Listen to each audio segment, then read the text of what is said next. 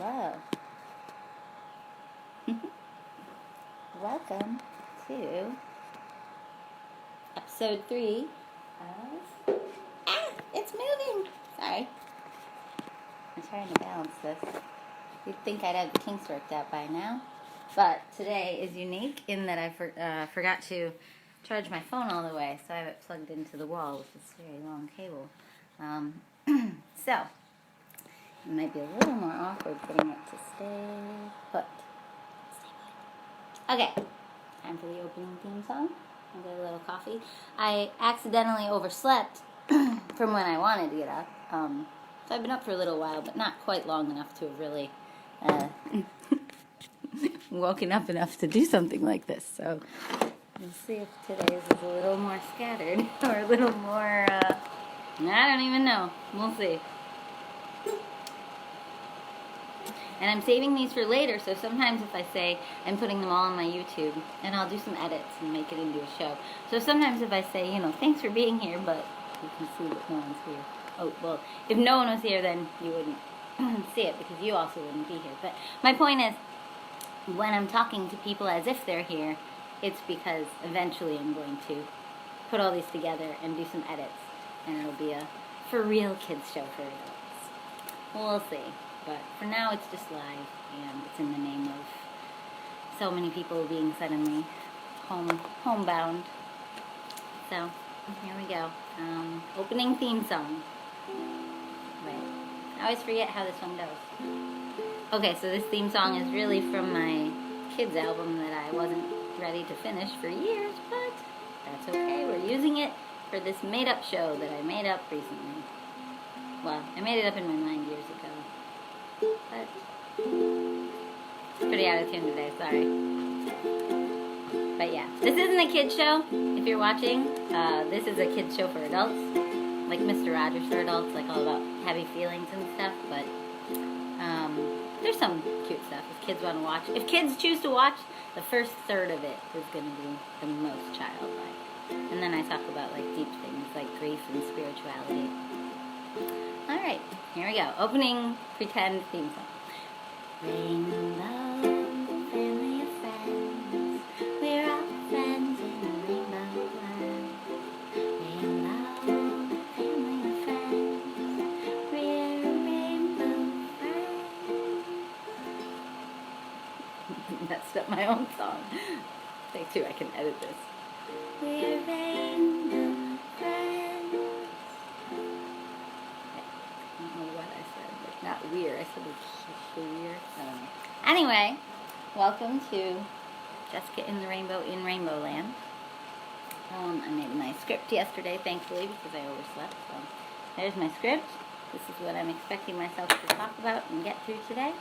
Unless a segment proves to be really, really uncomfortable or weird for me, I'm going to do the same segments every day, unless I get inspired and I add a segment, or like I said, if one gets weird, or if I just really don't like it, I don't know.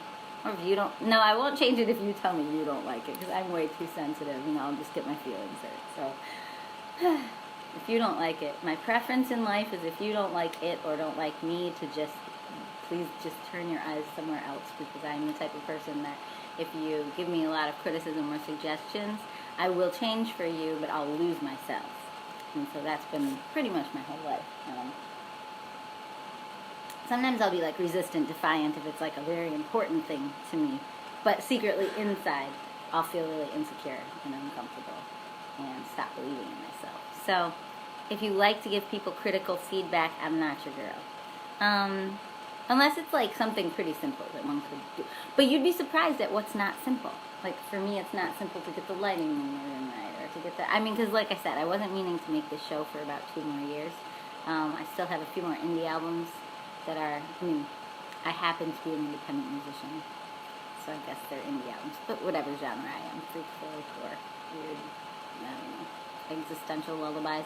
So I wanted to spend the next few years of my life finishing up all of that, submitting it. I probably wouldn't submit to labels at this point, because I've had a lot of friends be on music labels, small ones and medium-sized ones, and just kind of watch some of the headaches so you don't have the rights to your own music anymore. You might be told that you're not allowed to just share authentically, depending on how they want you to be branding yourself. And so there's a lot of things about the music industry that are amazing. Like there's a lot of underdog labels and a lot of underdog PR people, and you know, I was about to tell you that PR means public relations. This is a kids show for adults, Jess. Okay. So there's a lot of things about the music industry that are great, but money's not one of them. And so a lot of the old myths that I had in my head of like climbing a particular music industry ladder for some sort of goal, like money or something, that just wouldn't, like I've witnessed it. We've had people tour to our house, I've opened for people on bigger stages, and I've just gotten a chance to talk with a lot of people behind the scenes about what some of the challenges are. And so for me, especially being older, like staying independent is kind of the way to go. Oh, and this isn't part of the show, but I will say Bandcamp, if you've ever been to the website Bandcamp, it's literally what it sounds like, bandcamp.com. Today, March 20th, although by the time I put this up on my YouTube, it won't be March 20th anymore.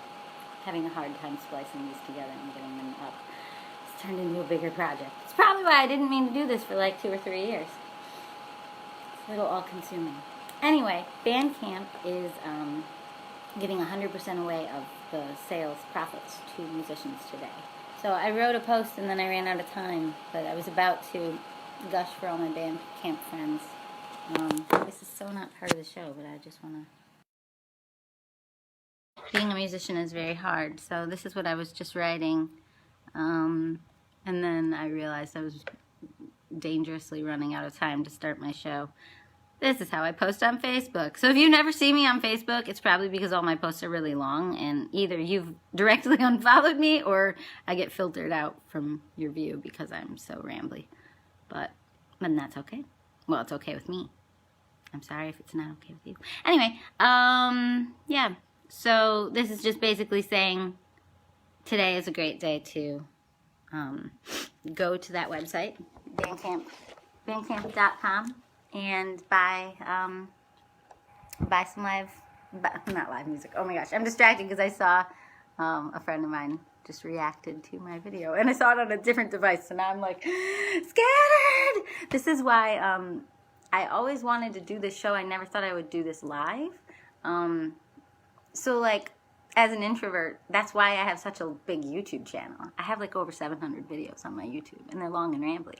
But one of my friends said to me one time, Bridget, she was like, you're, like, thought I was an extrovert when I was saying I was an introvert. I'm like, Bridget, try to, like, imagine me in public, like I'm holding my phone, just, like, in a park, and just talking to myself.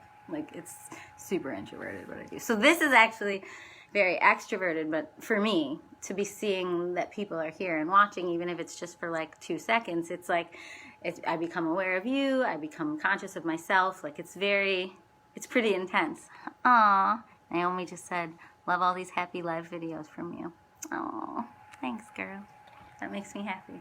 Because the live part is the part that makes me so scared, but I'm like, I feel like just putting them up on my YouTube or even putting finished polished videos on my Facebook, it's, A, I probably won't stick to the time schedule then, and B, I don't know. I just feel like at this moment in time, the whole thing that I feel like is helping me anyway, and so I sense that maybe it's helping others, is you know, we all know how to just watch Netflix and binge or whatever, but we don't necessarily always come together while being apart, or I don't. And so for me, this is different than making a YouTube video. It's kind of vastly different because I can see you here. Why did I pick up my ukulele? It's not ukulele time. Well, I need to get back to my script or this one will go on for like 4 hours. Okay, so all I've done so far is the welcome and the theme song. Next, music lesson. I decided today would be major and minor chords, but that does mean I need to figure out, like I said, my phone is not at full percentage, so I know, rotate my phone. So we're going to the piano today for the music lesson. We did ukulele day 1, piano day 2. Piano was, oh no, sorry. Okay, this chord is looking like it's going to get mad at me if I bump it. Well, we'll try our best. I'm going to bring over today, because I'm afraid of it. So I came back onto my Facebook personal profile because the filters are cuter, but I'm having like audio problems when I try to download them and then make it into a YouTube show. Or anywhere show, like one cohesive show, rather than like 5 live Facebook videos that bump me out because of glitching. Anyway, so I'm going to try to remember this. Feel free to send me a message if you don't see me grab this and bring this with me whenever I move somewhere. But this is just capturing all the audio so that in case I have the problems that I had last night, I still have one full audio source of the whole show. Which will need editing. I'm very bad at editing. That's why my YouTube videos are so long. So either I'll be putting these up unedited on my YouTube or on Facebook, like the final shows, or you won't see them for another year. Dang it. I want to get better at editing. I just don't think it's realistic. I'm always doing things. I think it's okay to know your strengths. If you're a creative person and you love creating, you know, maybe in an ideal world you'd find other people who love editing. But who wants to edit all my wildness, right? Okay, major and minor chords. This is the music lesson. Music lesson. Okay, so yesterday we just talked about the key of C. I think I actually have to flip you to give you this lesson and do it one-handed. So, yesterday we talked about the key of C. And so there's the C. Oh, I love all your comments, but I'm realizing they're blocking my... They're blocking my piano. It's okay. I can do this. Okay. So, oh, good. There, now I can see. So, there is... I said all your comments, but you're not commenting. It's just telling me that you're watching, which is really cool and really intimidating. And hi. I want to do, like, listing of your names, but if I start doing that now, I'll be doing that for all of time, and it'll show you how nervous and excitable I am to know people. Okay, continuing. Music lesson. Here we go. Key of C. We did this yesterday, so as long as you find the white key that's to the left of the 2 black keys, it's in all the spots, then you know a scale. So do, re, mi, fa, sol, la, ti, do. Or if you went to a music conservatory, they don't really use that. Hi, Chris. This is so cool. Okay. I mean, cool for me. Okay, but also really stressful. Thanks, guys. Thanks for being here. This is my show. This is the Jessica and the Rainbow in Rainbowland kids show for adults. Yeah. All right, we're in episode 3. I probably shouldn't stop every time someone says hi to me, but that was really cool. Hi, Chris, thanks. All right, I'll get used to this. So, here's a C, D, E, F, G, A, B, C. So, in other words, and then I also taught you yesterday, I showed you the chord scale. So, a chord is just, take every other note from the scale. And we didn't get into, like, what they're called. I just showed you that instead of a scale, you can play what one of my students, Kieran, calls a chord scale. I've credited her, like, 800 times for naming it the chord scale. You would really just say it's chords in the key of C, but she's really cute. She's like, we should call it a chord scale. I told her that I keep saying that in my videos. Anyway, so what we didn't talk about yesterday is that why they sound different. So this chord is called a C chord. This chord is called a D minor chord. Now, every scale that you learn and every group of chords that you learn always have a collection of major and minor chords. Very rarely do you hear a song that just uses all major chords. The word major means like happy. I mean, in this context. So I'll show you a song that would just have major chords. This is a C chord.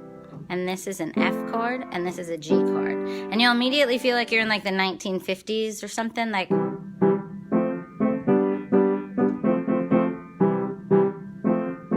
I don't really know historical stuff, so maybe that's the 60s. Anyway, those were all major chords. That's called a C chord or a C major chord. When you're in pop music, you often drop the word major off of it. So that's a C major chord, that's an F major chord, and that's a G major chord.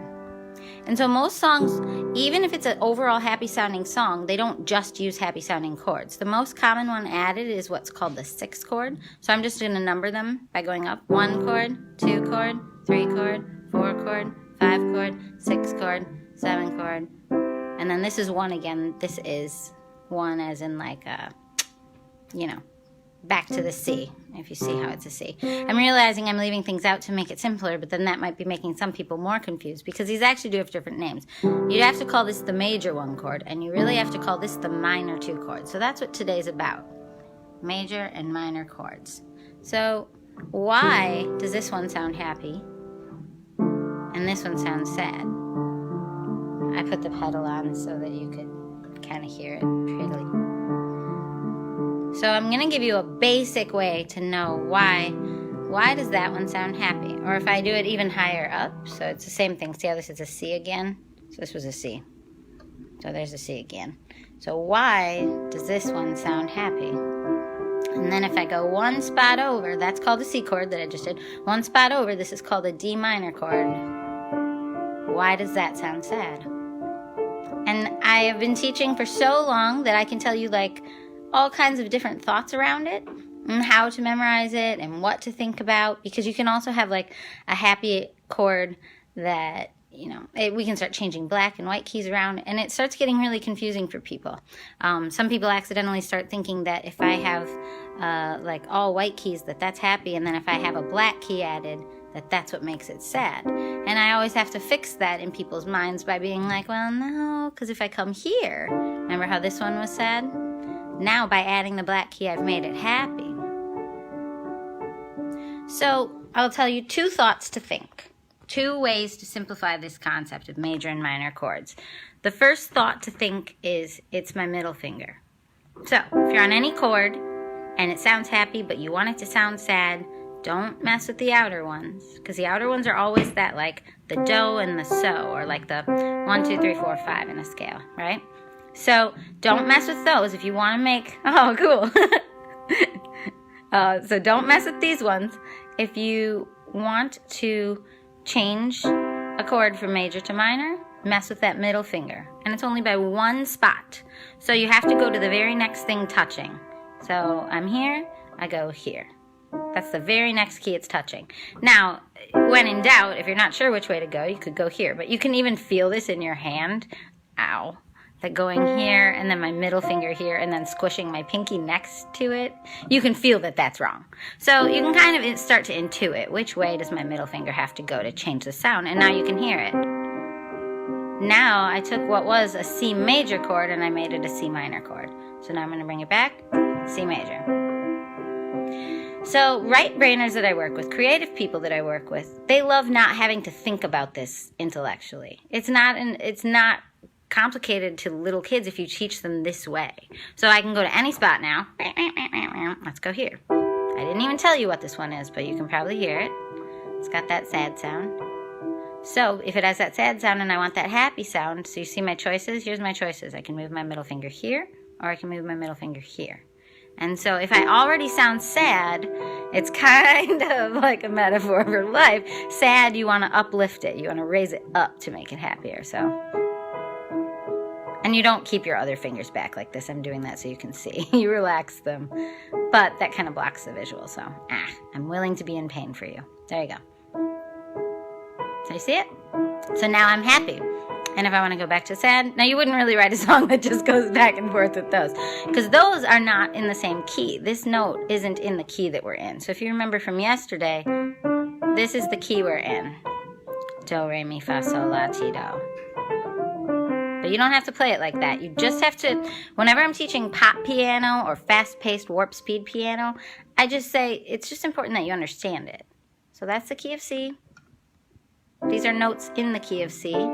These are chords in the key of C, otherwise known as the chord scale. And now that's what I'm drawing your attention to today, is I just wanted you to start to understand that inside of a key, so when you're with your bandmates or you're playing a song, you're going to see, or you go on ultimateguitar.com and you search up literally any song ever, you're going to see a mixture of chords that just have a letter. So this chord on Ultimate Guitar would just have a capital letter C. I brought up capital. That's a conservatory thing. We won't get into that today. So this, they would just have a C. This, they would have a D with a little M next to it because of that minor sound. And it's annoying that they did this because this is also an M thing. It's a C major and this is a D minor. But for major, they've decided happiness wins, and C major is just C major. It's just C major, and we just call it a C chord. And then this is D minor, and they're going to call it DM. I should be writing. So I don't really bring paper, but there's a C chord. And then on ultimate guitar, they'll put it like that. So that's what that means. Whenever you see those little M's, that's what they're talking about. And so, you know what? I should write it on the back of, this is a friend of mine. Go buy his music on Bandcamp. Oh, don't steal my download code. Okay. You know what? I'm going to write it. And then this music lesson is going to stop being quite so, I was teaching a piano lesson last night. I'm going to write it ultimate guitar style. I ran out of room. Okay, I only have room for the first 6 because I didn't prepare and I didn't.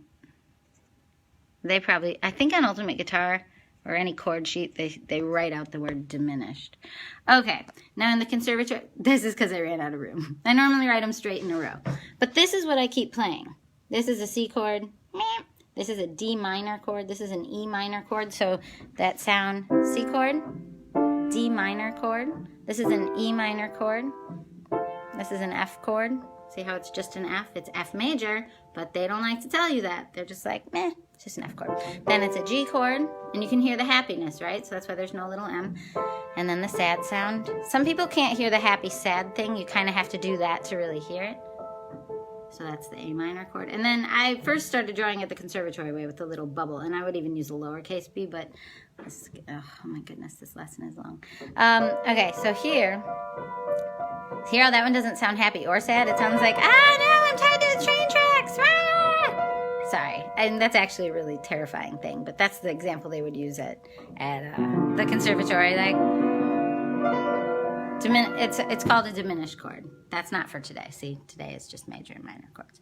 Anyway, and then you're back to C. You never want to leave it like a cliffhanger off on that.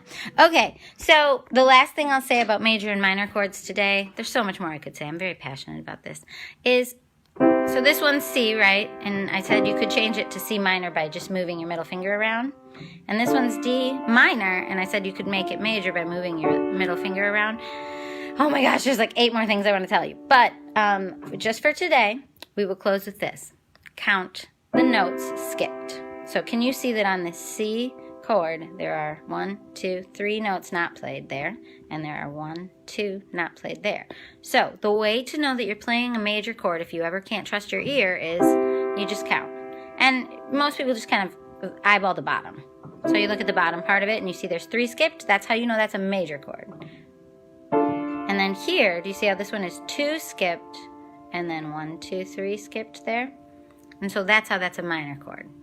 And if you wanted to make it major, by changing that, now this has the 3 on the bottom and the 2 on top.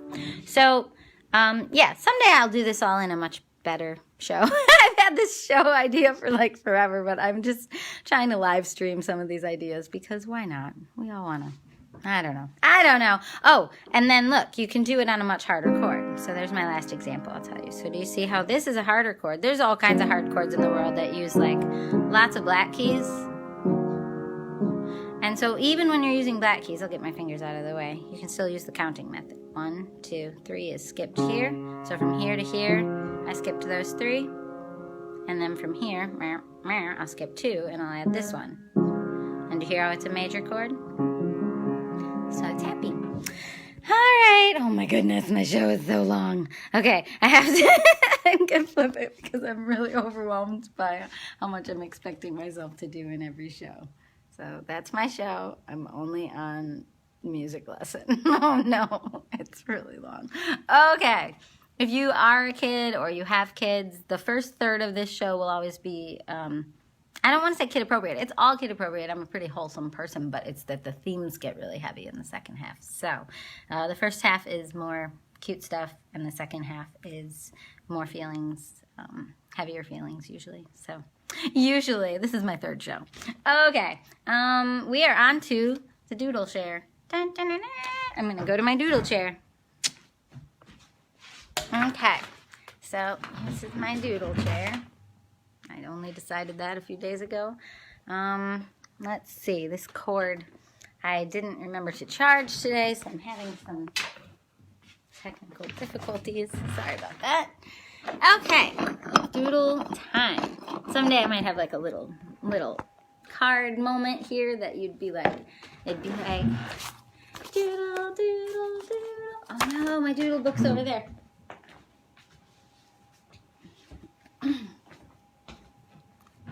Okay, so,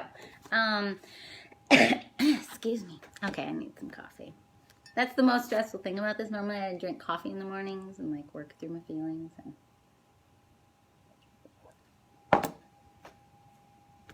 I have to pause for coffee. Okay, and collect my thoughts. Because my thoughts are very fast. Oh no, my show and tell is on the floor. Okay. Okay, that's next. That's not yet. Okay, doodle share. First day one, I taught you how to draw a really cute snail. Day two, I taught you how to draw a caterpillar. That's cute. They're all just cute doodles. And now today, I will be teaching you how to draw a butterfly. A cute butterfly. So, let's see. First, I'm going to draw the example one, and I'll show you what that looks like. And I had these drawn ahead last time. Oh boy. This one's a little trickier. The snail was probably the easiest one. That was day one. Maybe I'll do a review of that if people... Oh, I made my example one lopsided because I was talking. Okay. We're going to start with that, but I think... Yeah, we'll start with this, and then I'll give you the insides. Okay, I'm going to give him some insides. I know you can't see, you're just looking at my face. Sorry. I just forgot to have him prepared in advance. Okay, now he's prepared. So I'm going to flip this. That is the butterfly we're going to draw. I didn't prepare it in advance, so I can't say that it's... But this butterfly, if you color it in, it looks really cute. I used to always do like a warm color, like red, orange, yellow, kind of into the center. Red, orange, yellow, red, orange, yellow. And then, like, I don't know, whatever color body, didn't matter. And I do have this thing that I do get teased for, but I don't care. I mean, I don't like teasing, unless it's, like, really affectionate. But anyway, I don't want to get into that. But I do have this thing, like if I show you yesterday. My screen went black. Okay. But I do have this thing with not connecting the antennas. I don't really know why, but it feels important to me. It's like when I draw a heart, tangent, whenever I draw a heart, I often leave a gap right there and then draw like little cute... Oh, and wait, that could have been for another day. Well, that's not my best work anyway, but let's move down. So now I'm going to teach you how to do it. I keep having problems with this notebook, but okay, here we go. Now you will learn how to draw the butterfly that I've been drawing since I was 19 years old or younger. I don't know when I started drawing this little guy. Doodle share, doodle share. Someday, maybe there'll be a song here. I don't think I should try to sing while showing you this because I'm holding my phone. I'm holding down the paper. The cord is bumping my leg. Whew, this is rough. Here we go. I always start here. This is the harder shape than the other ones. It's kind of like a, I don't know. You can figure it out. You're smart. It's a wing. You get it.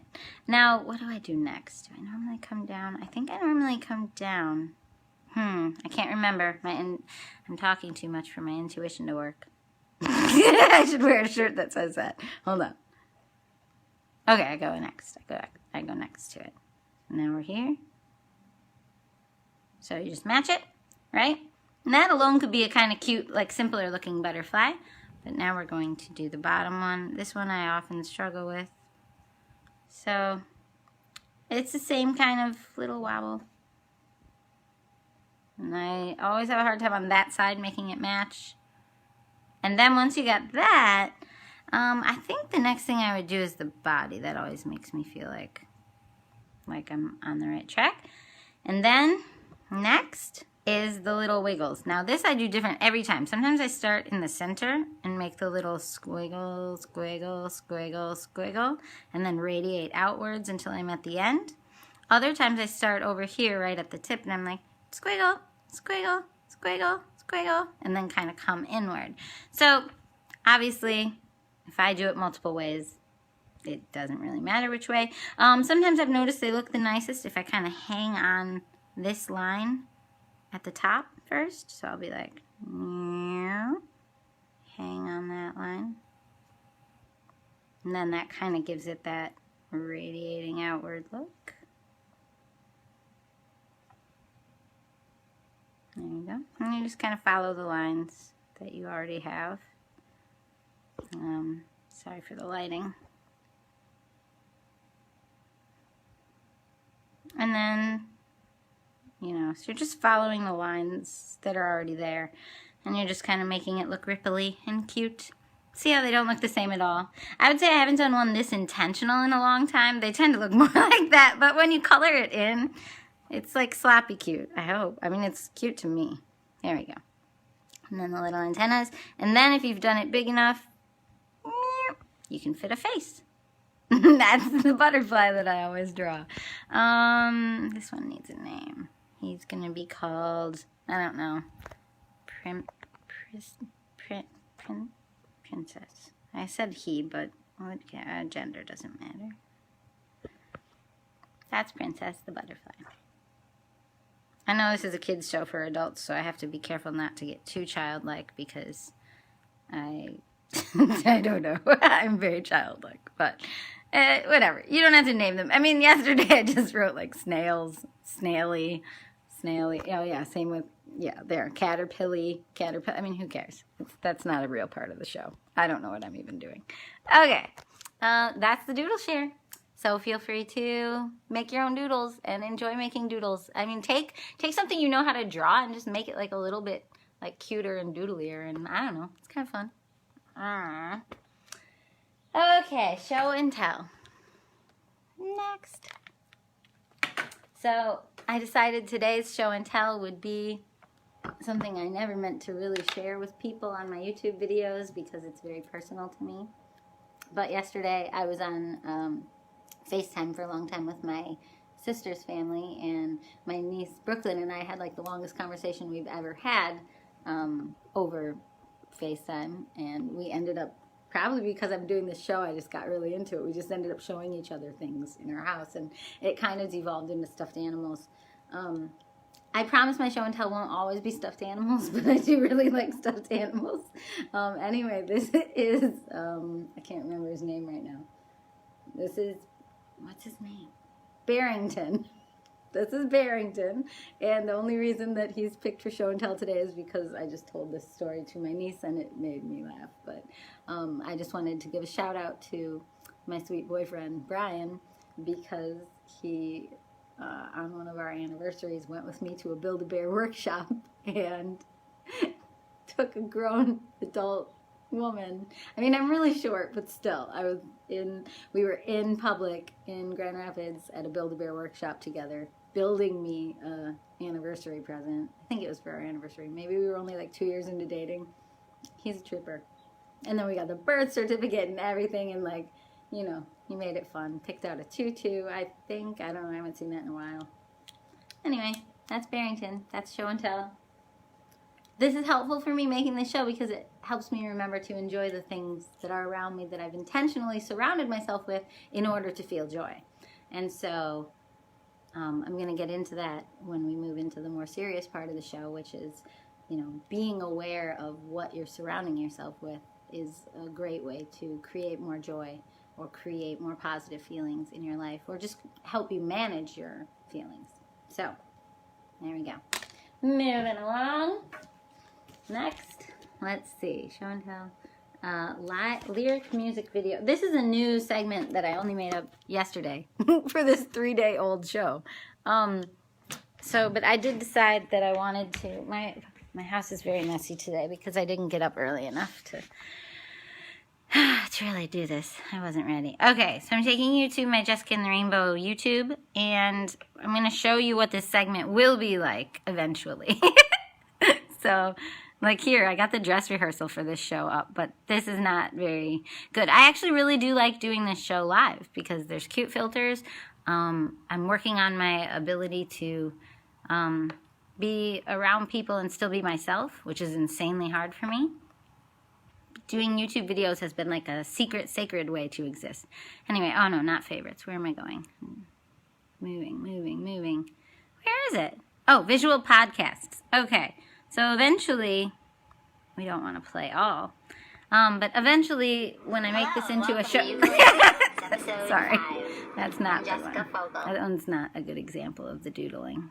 Eventually, when this is a show, you know, it would just cut away to a little ukulele talks welcome video. To Ukulele Talks with Jessica Fogel of Jessica in the Rainbow. And I think this is episode 9. And it is about, let's call it, what's important. Or better yet, maybe, what's actually important.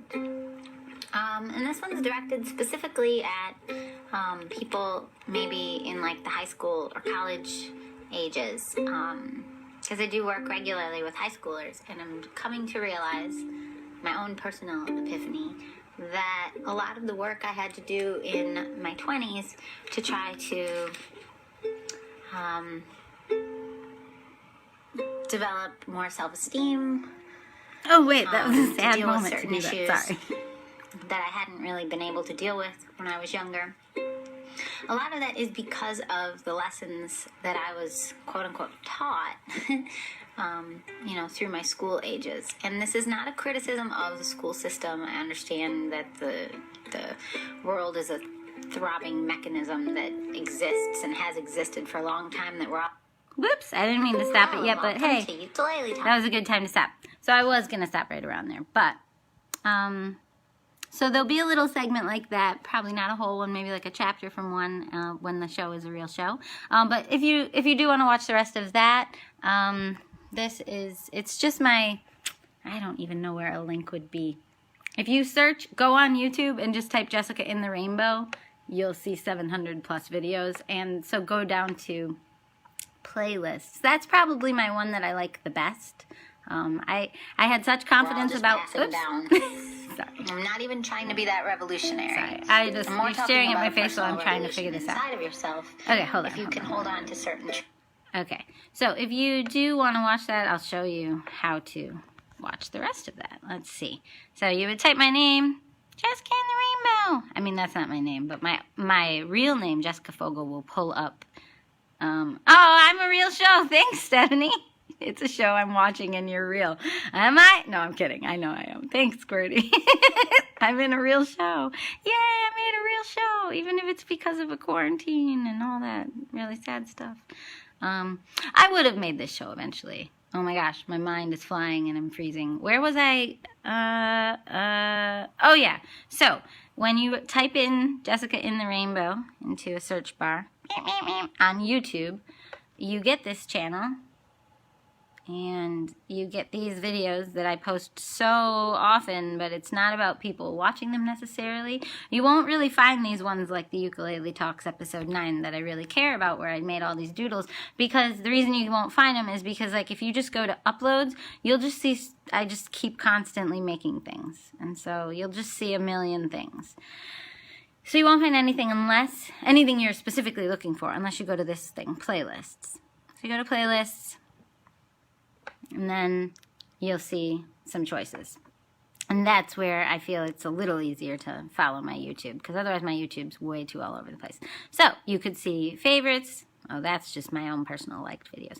You could see favorites, things that I've liked, that I've been proud of, that I've made. And you can see that Ukulele Talks is in there. But really, if you want to watch these kind of things that we're talking about in this segment, you would click on this. Visual Podcasts, Doodle Life and Feelings. Eventually I'll have a lot more of these, but right now there's 2 of them, and they're just like what this segment in this very real show that I'm making live spontaneously 2 or 3 years early will eventually have in it. So you would just click there, and it'll just pull up a playlist of those. And you'll see it. It's over there. That's the one I didn't show you. There's the other one. Alright, that is that segment. Moving along. So I think, oops, I gotta flip it. Yep. Okay, I think it's time for a new filter. Oh, because we're going to the book report. So now the show's going to get a little serious, because that's who I am. I mean, I'm very Muppety, but I'm also very serious. So first we're going to find a new filter. Let's see if my phone's charged enough to unplug. Probably. We're going to go for it. Bring my coffee. Oh, yeah, I said I'd get a new filter first. Okay. What should we do? Not quite right. No! Sorry. I knew that one was bad. My reaction was not authentic. Right after I accidentally clicked it, I knew it would look really crazy. And then I thought I had to react, but I didn't really want to react yet. So many things. Let's try this one. Oh, no. Too wild. Okay. I'm going to go with the classic rainbow on my head. All right, here we go. Time for the book report.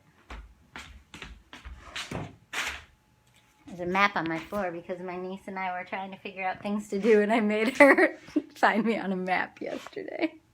And she helped me do my puzzle. So if you're someone who's stuck at home and you don't like it, I've always liked being, well, I don't like being a homebody, but I like being alone. But I'll like go out for drives normally and write songs in my car and stuff. And so that I'm not doing lately. But a lot of people don't like being stuck at home, and I've found for me that the thing that's making a huge difference right now is the types of connection. So like doing extra FaceTime with my sister's family last night, or I've been doing most of my piano lessons virtually over FaceTime, and things that are novel. I'm not talking about the virus. I mean, I'm not talking about it, but I mean, oh my gosh. I can't dig out of this one. Anyway, my point is, finding things like this that feel different, that feel unique, that feel kind of more connected than you'd usually be. I feel like a lot of my negative feelings about being at home or being stuck at home come from being disconnected. Like, I'm the type of person that I love being alone to write or whatever, but I can get really stuck in my head in a not good way if I'm at home alone too much. And those types of days would change just by going out to a coffee shop and journaling alone at a coffee shop with other people nearby, because I needed the feeling of connection to humanity. And even just like talking to somebody in a line at a checkout, like all of these moments where we're able to be human and humane and connect with people is very important to good feeling, I think, to feeling good. And so without that, like the only thing that's been making a difference for me, and I'm a person who likes being alone, is these kind of novel, strange, weird connections like this. So hope this is helpful. That's a good summary of why I'm doing this show. All right, book report. So here is, and then the show. Book report. So I'm going to try to put the phone down so I don't have to hold it the whole time for this one. There we go. Okay. Today's book that we picked. I'm always tempted to tell you all the books I've done so far. This is just who I am. I'm very categorical, and I like cataloging things. I'm going to try to stop doing that. So if you're curious what other books we have done, sorry, trying to get good light and the bookshelf. If you're curious about other books that I've read from and I've talked about, then you'll be able to watch the other shows eventually. So today's book is a book by a Buddhist nun. Her name is Pema Chodron, and I could be saying that wrong. And here, I'll edit it in here in case I did. Okay. This book is called Fail, Fail Again, Fail Better. And so this book is actually like a commencement speech that she gave when I don't remember, her niece, I think, graduated. And then they asked her to be the speaker because she's, strangely, because it doesn't go along very well with Buddhism or Taoism or any of those Eastern beliefs, she's a kind of famous Buddhist nun. Anyway, but this book, this one tiny little book, is very good at teaching you how to fail. And I feel like the fact that we're living, well, I don't want to get too heavy right now, right before I read this, but there is a lot of failure right now. Let's just put it that way. I've been comfortable with and or experiencing a lot of failure in my adult life, or a lot of things that I perceive as failure, a lot of things that feel like failing to me.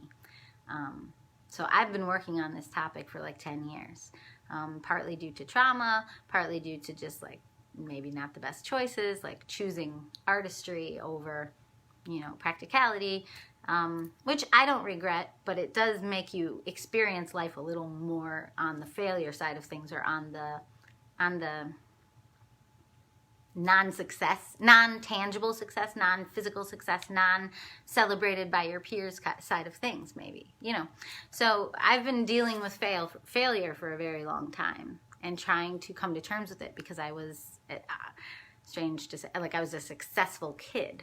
So I was like an A student, you know, not all the time, but there were times, there were big chapters in my life where they were like winning awards or whatever, but I wasn't always successful socially. So I think I've been comfortable with failure much of my life.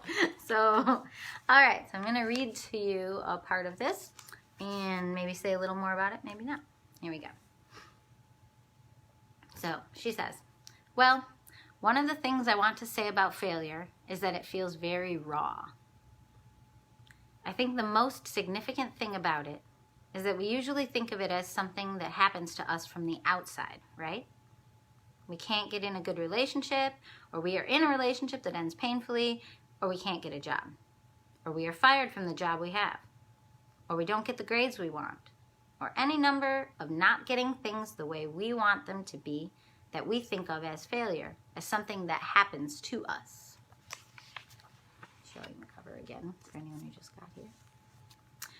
There are usually two ways that we deal with that. We either blame it on somebody else or some other, the organization, our boss, our partner, whatever. We move away from the rawness of holding the rawness of vulnerability in our heart by blaming it on the other.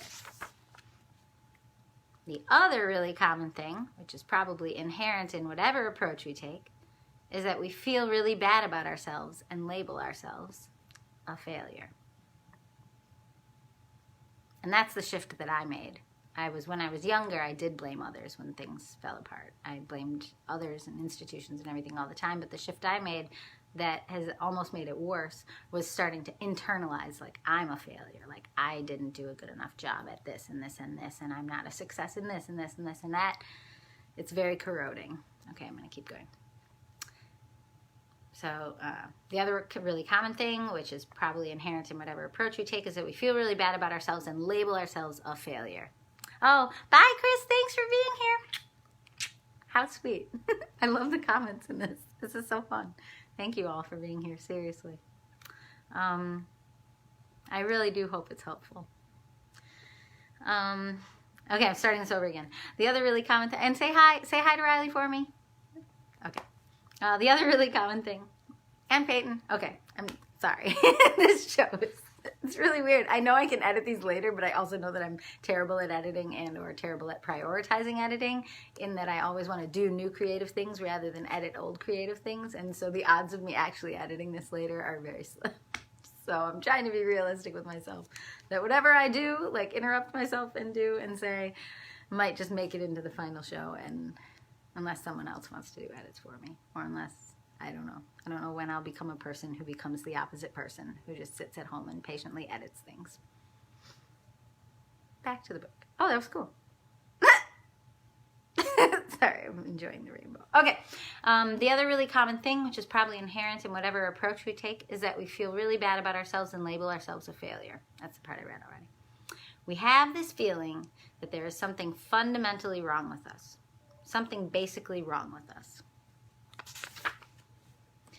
I think this is what we need a lot of help with.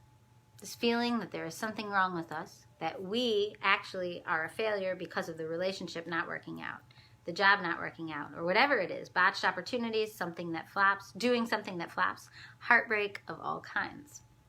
One of the ways to sort of pull yourself up or help yourself to hold this is to begin to question, she puts this in red, question what is really happening when there is a failure. Probably should have been reading this book like way more often than I've read it. This is the book in case you're just getting here. Hi, Caleb. Okay. So, someone gave me a quote, something from James Joyce's Ulysses, where Joyce wrote about how failure can lead to discovery. And he actually didn't use the word failure. He used the word mistake, as in making a mistake. And he, James Joyce, said that mistakes can be the portals of discovery. In other words, mistakes are the portals to creativity, to learning something new, to having a fresh look on things. It's a little hard to tell what's a failure and what's just something that is shifting your life in a whole new direction. And I will use me as an example of that. This is her, not me. The worst time in my life, Obviously, because I'm reading out of a book by not me. The worst time in my life, when I felt like the greatest failure, and this had to do with a second failed marriage. I had never experienced such rawness and vulnerability and pain as during that particular groundless, rug-pulled-out kind of experience, and I felt really bad about myself. It took me a good 3 years to actually make the transition from just wanting to go back to the solid ground of what I had known before to having the willingness to actually go forward into a whole brand new life. It was the worst time of my life, and it resulted in a really good life. And that's another thing she put in red. It was the worst time in my life, and it resulted in a really good life. That has a lot of happiness and well-being, a profound well-being pervading my life. I mean, you know, it's not about being famous. It's not that she became famous. She even says that. Well, actually, she doesn't. I think that every time I read this next part. It was the worst time of my life, and it resulted in a really good life. That's the part in red. That has a lot of happiness and well-being, a profound well-being pervading my life. And so even though that inner transformation hadn't occurred by conventional success, you know, the guidelines of conventional success, it resulted in me becoming a best-selling author. Exclamation point. Now, I need to see if that's... Yeah, so that's where I plan to stop. Probably because I knew I needed to qualify that. So to me, that's the only paragraph in there so far that had been bothersome, because it wasn't helpful to be reading a book, sorry, Pema, but it wasn't helpful to be reading a book about failure and being okay with failure by being told that, when I know it isn't true for everyone, that, and at the end of this failure journey of all these things falling apart and leading you in a way you don't think your life is going to go, if at the end of that failure journey you might be a best-selling author. Like, that'd be like if all of this wild, meandering, falling apart, bizarro. Well, I shouldn't even compare this to me. It doesn't matter who we compare it to. Not everyone in the world gets famous or is a best-selling author or achieves their dreams through an indirect method. You know, if you have failure, they're always like, well, then get up another time, get up another time. But like a book like this is helpful to me not for that sentiment. Like, that sentiment says, fail, get up, fail, get up, fail, get up, fail, get up, and eventually you'll make it. Like, that's actually not a helpful thought to me. And to me, that's not a Taoist thought or a Buddhist thought. She's a Buddhist nun. Eventually you'll make it is part of the disease. That's part of the toxicity, in my opinion. You know, what are you doing right now? What can you do right now? Oh, this segues really well to the next segment. You know, so what can you do right now to make a difference in your time, in your experience, in the way that you're thinking about something, in the way you're thinking about failure? And to me, that's useful. So, in other words, everything I just read you, I love, except for the... And the thing is, it's her experience, so I don't want to shame her for having become a best-selling author. But that won't be most people's experience. Okay. Those are my thoughts on that. This is a great book. It's very easy to read. It's like a tiny little commencement speech with all these pictures, and then an interview that she did where she, like, the person coming to visit her, like, makes mistakes, like, traveling there, and it's, I don't know, it's really good. Okay, next. So, we are here, feeling your feelings. So I have to go to my feelings chair. Okay, here's the feelings chair. I keep thinking I'm gonna like clean and like make it all look a little nicer. Okay, I'm gonna put down my script. I don't even remember what feeling I wrote down. Oh, yes, I do. Okay. So this kids show for adults, this is gonna be the part that makes it clear that it's for adults. So today, oh, we need a new filter. Hang on. I think I've been using the flowers for this part. If I can find them.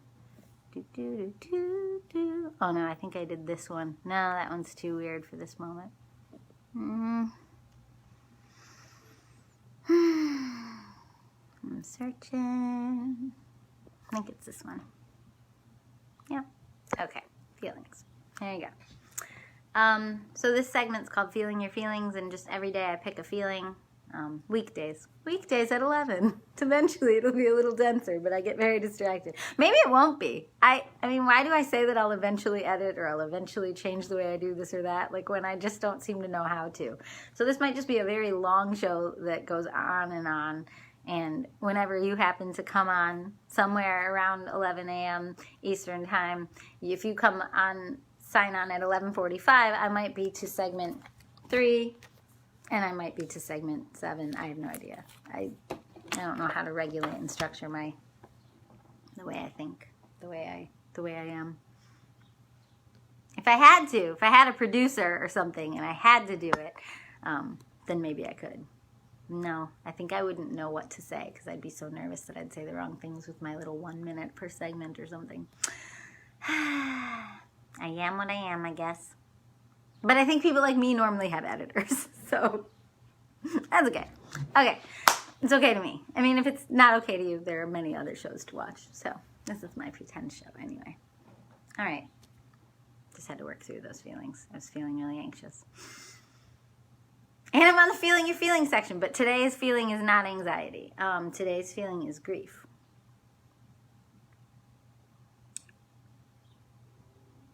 Which is actually like a collection of feelings. But I'm just going to talk about it very vaguely. And maybe the show will get a little deeper as it goes. So grief. Like, we can't avoid grief. We are all going to experience grief. We already have experienced grief. We have all already lost at least one thing or one person that we love. And it's often unexpected. Even if there's a slow amount of time to get ready for it, and then we feel like it's expected, it's still often like there are little moments everywhere in the grief process that are unexpected. So it could be suddenly very sudden and then it's clear that it's unexpected, or it could be, the first time you hear the news of something. Even if then there's a slow trajectory through your grief, that first moment was still unexpected. And that's the feeling of life. That's the anxiety and the tension that we're all constantly living in. Not knowing what the next day will bring. And in most cases, the next day brings the same things, the things we've planned for. And so that's why, like shock and grief are so related. It's like, what I wanted to talk about today, well, I could finish that. I've never really thought that thought before, that shock and grief are so related. I do think some people have in them sort of an ability to, like shock absorbers. I have this. Hang on, let me get my charger.